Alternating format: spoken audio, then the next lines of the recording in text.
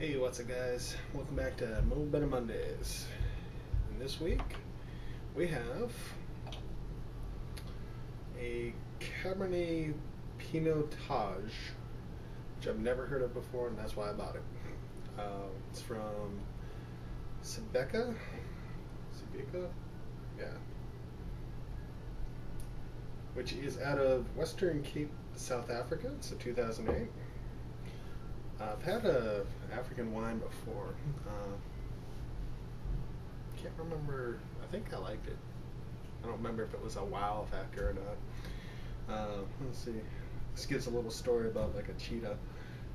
South Africa, where the cheetah hunts, where nature reigns supreme, where Sebeka was born. Those with adventurous tastes will be rewarded by our Cabernet Pinotage. The dark, fresh blackberries of smooth and creamy Cabernet are intensified by Pinotage's intense and berry notes and complex structure. Okay, sure. And then the other one I got, oh, probably can't see the bottle, so. Yeah, it's got a little cheetah on the front. It's kind of cool. So, and this week I'm not doing two whites just because I came across these two wines, and so we're doing two reds. This other one was interesting to me. It's a Shiraz Merlot. I've never heard of that before either. This is out of southeastern Australia, and again, it's a 2008. It's about $7 for the both of them, so yeah, not bad.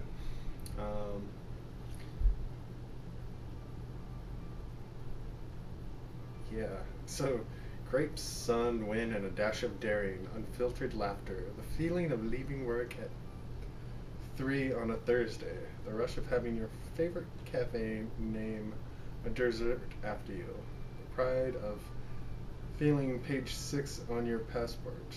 In other words, dark berry meeting sweet plum flavor. And what's that? A hint of black pepper? Surprisingly smooth and original. Okay, whatever. I have tasted black pepper in other wines before, so I don't think that's all that unique. I mean, I think most Merlots kind of have that little spiciness to them, you know. And this is a blend of 70% Shiraz and 30% Merlot. Now Shiraz, I can't remember. I think like there's another wine in the States. I might have even done this a while back too, Shiraz. But I don't know. I think that it's like a play on, well, not a play on words, but I think it's kind of like a Pinot Gris and a Pinot Grigio, where like Grigio is like imported from France, and Pinot Gris is like made here in the States, and that's really the only difference between the wines. I just don't remember what the Shiraz, what the other part of that is. So anyhow, this one is called Black Swan. I wonder if that's like they're trying to do like a Shakespearean thing with that. The only reason I mention that is because the Oregon Shakespeare Festival used to have this theater called the Black Swan, so I wonder if there's like a connection between Shakespeare and them. So we're gonna do the Shiraz Merlot first, and I do love these wine glasses. So it's got a very deep kind of blood red to it, and then okay, maybe that's maybe I should come up with a better description of that, but that's kind of it's a very deep dark red, which right there is sort of appealing to me. Like if red could be if there could be a black red, that's how I would sort of describe it, but it's still sort of like not through the glass, but like when you look down, you can definitely it's got some transparency there. So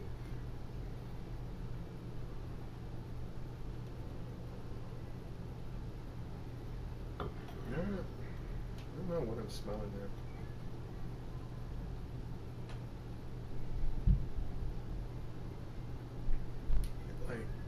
don't know. It's weird. It's got like a scent there, but it's hard to describe. It's very faint. Um, so, well, let's give it a shot.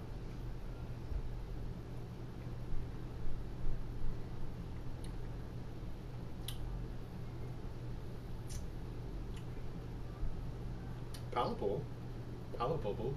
Alright, whatever. Um, definitely drinkable. Not really a wow factor, but definitely more like a factor, Like, it's not bad. It's not great, but it's not bad. So, or one of those wines where, good dinner wine, good conversational dinner wine. So, like, the wine's not the main attraction to the dinner, and the conversation is, You know, it was like a good wine, but not so great that, that's all you're talking about. You can talk about other things like politics or business, which, oh, by the way, there's a article I read, I think it was on Yahoo, and it's killing me because I gotta find it again because I want to invest in this company. But there's a company that's there's this jetpack, and it's like not anything looking like a jetpack. It looks like you're strapping on like a mini helicopter to the back, but it's this thing you sort of sit in, but you're sort of standing too, and on the sides they have these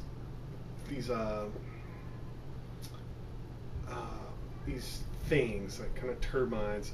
Like, okay, for the guys out there, if you remember GI Joe, they had a plane that was supposed to like lift off like that. Well, the two things on the side that allowed it to lift off vertically, that's what this thing has.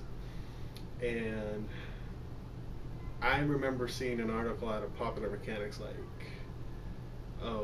10 years ago, something like that, 12 years ago now maybe, where they were talking about this thing. And a few years ago, they actually sold like the prototype with it, but the person had to sign a contract swearing that they would never use it, which I'm like, what's the point of having it, But now this company is coming out with a commercial use for it. Now this is going to start off with like emergency services such as like ambulance and fire and police, that kind of stuff. But that's very promising because like down the road, hey, instead of getting a car, I'll have a jetpack, and instead of having to buy a ticket to say, Portland, I'll just fly there in my jetpack. I think that's very awesome. So I just thought I'd share that with you. But yeah, I got to find that article because I want to invest in this company because it's one of those things where I think it is going to be not replacing, say, a car, but it'll be like if they can keep the price range to like a middle class range, I think a lot of people will be interested in it. Of course, well, sorry for that brief interruption. What can I say? Mo better Mondays. Mo better Mondays. Mo better Mondays. So, okay, my camera, battery died, plus the SIM card I have with it. I forgot to delete like last week's episode, so yeah, yeah, that's where we're at. But I'm back, and I think we were about to try the, I don't know if you can see that, that's the Cabernet Pinotage from Sibeka. It's a South African wine.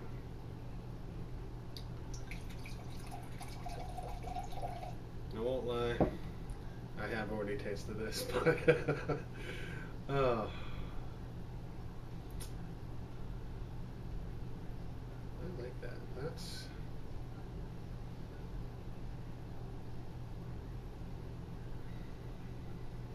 smells like wine.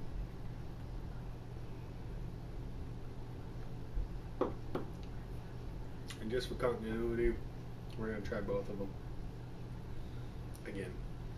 So that's got a that's an interesting one. So that's not like a Pinot Noir at all. Cabernet Pinot Taj. I'm trying to think what that might be. I don't know if anybody out there knows. That would be helpful, and I would expect you to leave a comment. And as of today, nobody's commented for this yet. So I am still insisting on number 13. So if you want it, comment 13 times, and you'll probably get it, unless somebody else beats you to number 13. And I was going on some rant about a jetpack. So long story short, I'm looking for the company. It's called Martin. It's not Lockheed Martin. It's like some other company. It's Martin Air Force. No, not Air Force. Martin Air something. I think they're out of France. I was trying to look for the ticker symbol last night.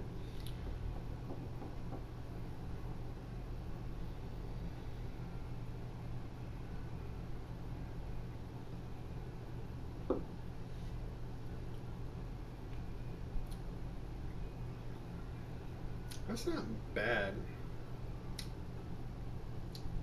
Tastes just like a, kind of like a Cabernet Sauvignon. Yeah, it's a Sauvignon. Very similar to a Sauvignon. Maybe that's what they're going for, but throwing a little African spin on it and calling it something else. So it was funny. I see the legs on there, and I remember a concierge at a hotel I worked at was trying to tell me how the legs signified something with the quality of the wine, as it were. Finding out years later from a wine expert that that's total bunk. It's more of an urban legend. So that's always kind of neat to see, anyhow. Even if it doesn't signify anything about quality.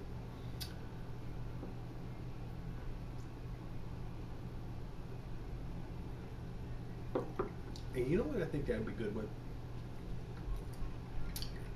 Curry. Yeah, some Indian curry food. Like the spicy stuff. And maybe like some Cajun food. Ooh, that'd be good. Speaking of Cajun food, there used to be a restaurant here in Medford. It served alligator nuggets. And I swear, alligator nuggets. I had them. Had them once. The thing I remember about them was them being very, very greasy. And very, very gamey, I think. Survivor is very hard to chew. It's not like a chicken nugget where you just bite. This one is like you gnaw on it. You're gnawing on it. And the time, me and the guy I was friends with, we sort of came to the conclusion that they'd only be good if you got it fresh. Like went down to Florida or New Orleans, wherever they, catch live alligators in the backyard of the restaurant. 'Cause these, not so good. I sort of wonder if maybe there was a way to bake it instead of frying it. 'Cause there was way too much fat with that. So, anyhow.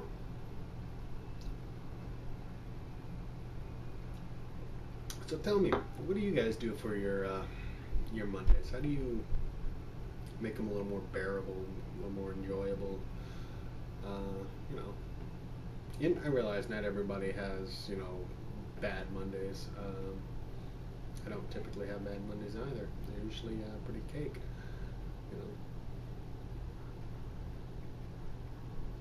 That's all I got for you people.